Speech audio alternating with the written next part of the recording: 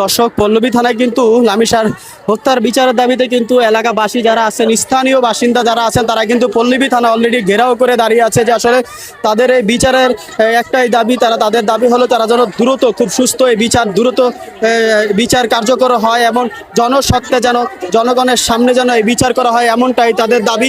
সেই দাবি নিয়ে কিন্তু তারা এই পল্লবী থানা ঘেরাও করেছে। এলাকাবাসী যারা আছে যে লামিসাকে যে নিষ্ঠুরভাবে পৃথিবী থেকে বিদায় করে দেওয়া হয়েছে সেই বিষয়ে কিন্তু তাদেরকে কিন্তু থানায় চলে এসেছে। আপনারা দেখতে পাচ্ছেন পুলিশ এসেছে বার্তা দেওয়ার জন্য।